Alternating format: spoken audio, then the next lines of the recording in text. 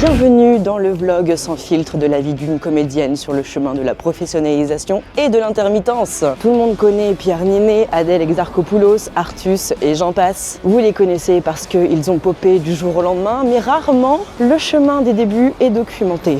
Donc ce vlog est là pour ça, pour documenter comment se passe le début de chemin quand on n'est pas encore professionnel ou pas encore tout à fait, quand on n'a pas encore son intermittence, les galères, le chemin à parcourir, les choses à faire, tout ça avant que le succès arrive.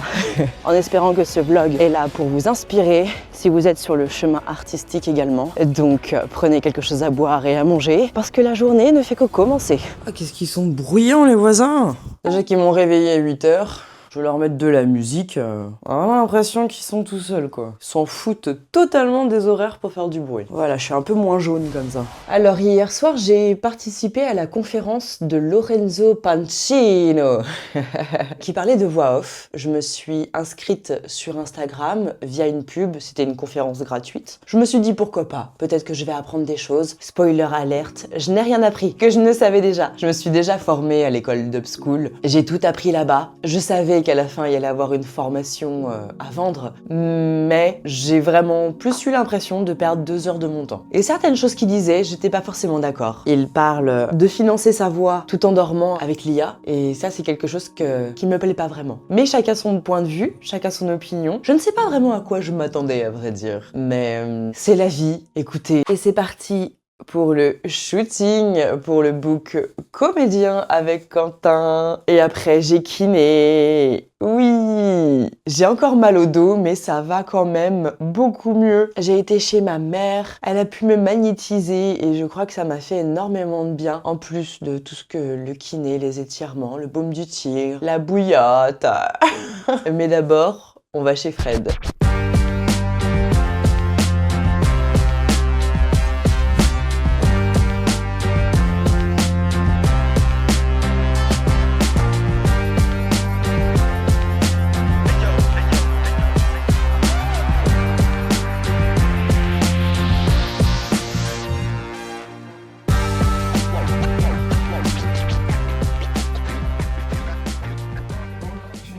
Pas cette partie-là. Expliquer, il y a des choses que vous ne pouvez pas voir. Mais on a dit que c'était sans paillettes et sans filtre. C'est sans paillettes et c'est sans filtre. Effectivement, vous allez voir que c'est sans filtre, mais bah il veut pas. On coupe et on vous montre le résultat après. Vaut mieux parce que ce que j'ai dans la main, je peux pas vous le montrer. C'est une astuce de la S. Voilà. Pendant le premier vlog, je n'ai pas du tout présenté Fred, vous ne le connaissez pas, alors du coup on va parler un peu avec lui, il va se présenter et vous parler un peu de lui. Bah écoutez, moi je suis coiffeur, j'ai commencé la coiffure, j'avais 16 ans en apprentissage. Astrid et moi on s'est rencontrés il y a quelques années sur un tournage, je faisais l'école de ciné créatis. Elle a fait son petit bout de chemin et moi aussi, puis on s'est retrouvés il y a 4-5 ans je crois. Ouais c'est ça, 4-5 ans. 4-5 ans. Et puis là les choses en fait ont redémarré on va dire. On travaille ensemble, on essaye de s'aider autant qu'on peut, de réaliser nos rêves avec beaucoup d'ambition, beaucoup de volonté, peu de moyens c'est vrai, mais que des bonnes vibes et surtout beaucoup d'amour pour ce qu'on fait. Ouais, on va quand même vous montrer un petit peu ce qu'on a été capable de faire pour avoir ça. Ah ça y est, il veut faire le reveal. Si vous avez l'habitude des bons plans Instagram, trucs voilà avec des choses improbables, Astrid et moi on en est réduit à ça. Le séchage à la passoire. À la passoire. Parce qu'il n'y a pas de diffuseur. Voilà quoi. Mais quand vous voyez le résultat, comme quoi vous voyez que les trucs ça marche.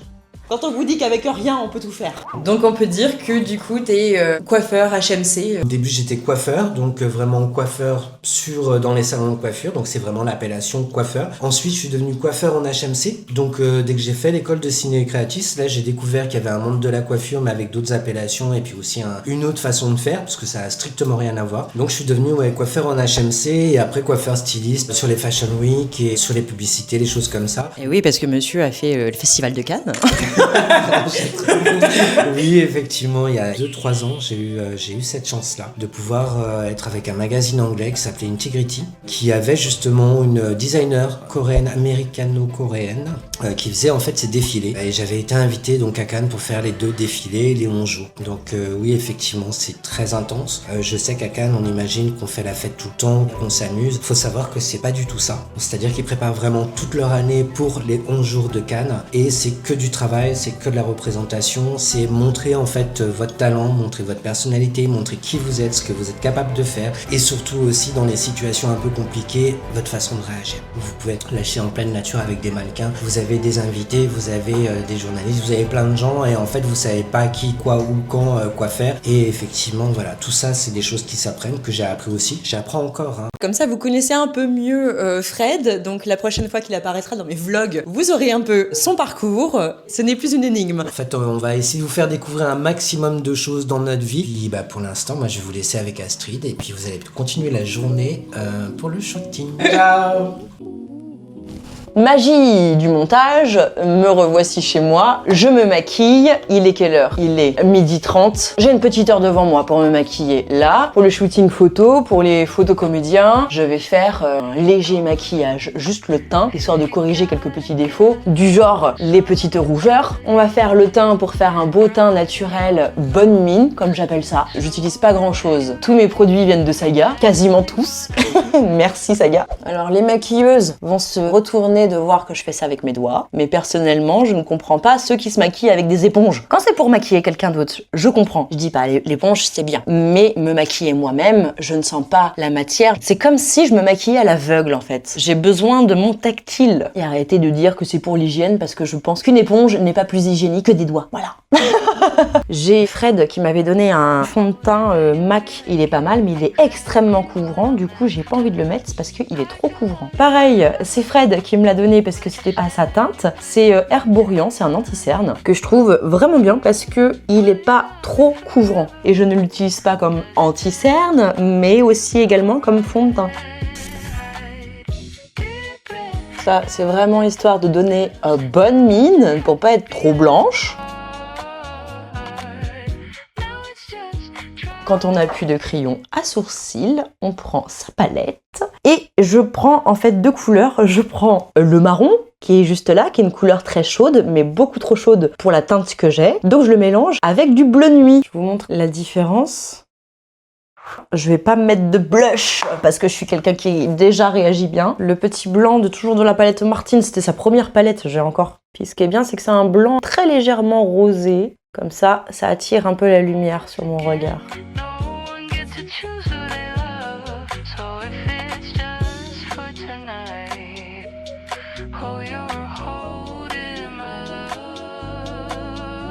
Avec une bonne lumière, voilà ce que ça donne.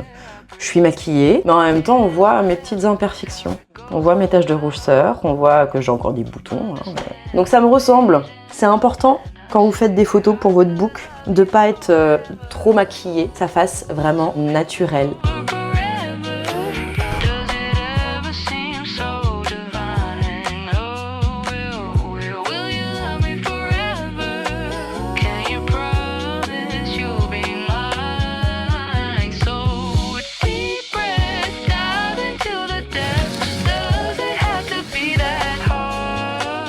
Ah, c'est pas lui?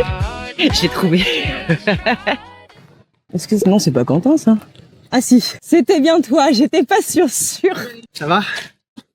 Ça je va et t'entendais toi? pas, j'avais Julien Clerc dans les oreilles. Ça te dérange ou pas du coup si je te filme? Non. Ok, super. Ça y est, t'es en train de filmer là? Oui, ça y est, je filme.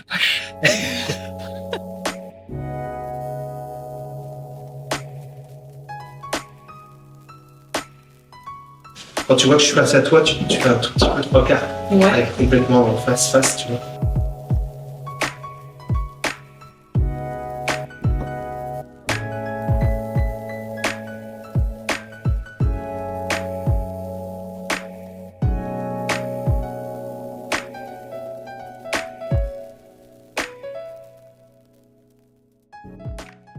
Ça fait combien de temps que tu fais de la photo?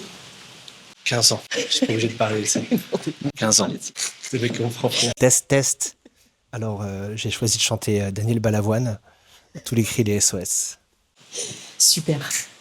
Bon, 15 ans à peu près. 13 ans que je suis à mon compte. Je Je suis arrivé sur Nantes il y a 13 ans. Je travaille essentiellement sur du portrait, mais aussi sur du reportage, sur des événements type culturel, mariage, entreprise. Je fais aussi beaucoup de galas de danse pour les compagnies de danse. Je fais du groupe pour les comédiens, beaucoup. Je donne un peu de cours. J'ai fait des photos de voyage, j'en ai encore à vendre. Et je fais un peu de vidéo aussi. Sauf que je ne fais pas l'architecture, le canard et la pornographie. Voilà. C'est bien de préciser. Et tu fais du clown aussi. Oui, et je fais du clown. Et d'ailleurs, j'ai un solo de 20 minutes que je commence à jouer un peu partout.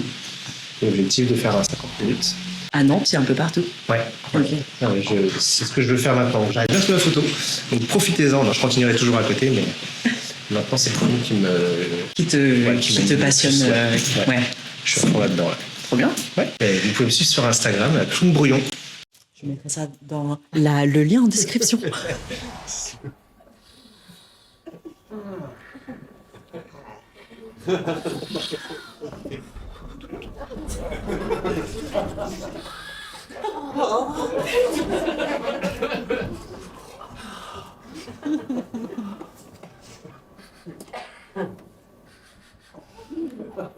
S'il vous plaît, messieurs, dames, levez-vous.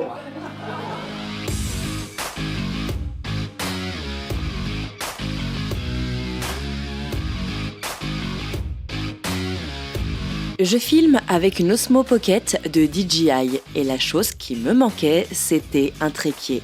Alors je suis allée sur leur site, j'ai essayé de trouver un trépied et je n'ai pas trouvé. Il a fallu donc que je commande sur AliExpress. Mais ça ne s'est pas vraiment passé comme prévu. Dis-moi que c'est plus grand par contre. Ah oui. C'est pas le trépied que je pensais. Vraiment pas. Il m'arrive même pas à la taille. Je pensais au moins qu'il allait m'arriver là, le trépied. Ah, super. Vous m'arrivez là. Je ne vais pas vous mentir, cette semaine est très calme. Du coup, je n'ai pas grand-chose à vous filmer, mis à part la journée du lundi. Je vais donc en profiter pour finaliser ce vlog, passer un 4e jour à monter. Et ensuite, je vais repotasser les annonces de casting sur différents sites, les pages Facebook, cinéaste.org, Nawak aussi, mais j'ai jamais de réponse. Je ne sais pas si vous connaissez, si vous avez déjà travaillé avec ce site, mais je commence à me poser des questions. Là où je trouve mes cachets, c'est surtout Facebook. Comme quoi, Facebook est presque devenu plus efficace que France Travail. Donc ça ne sert à rien que je vous filme ça, car ça va faire redondance avec l'épisode numéro 1. Je préfère vous laisser sur ça. J'espère que vous avez apprécié ce 2e épisode. Si par chance tu es arrivé jusqu'ici, mets-moi en commentaire, mais pourquoi cet escargot ? Comme ça, je saurai que tu as visionné jusqu'à la fin et que tu es un véritable. On se dit à samedi prochain pour le 3e épisode et moi, je vous fais des bisous.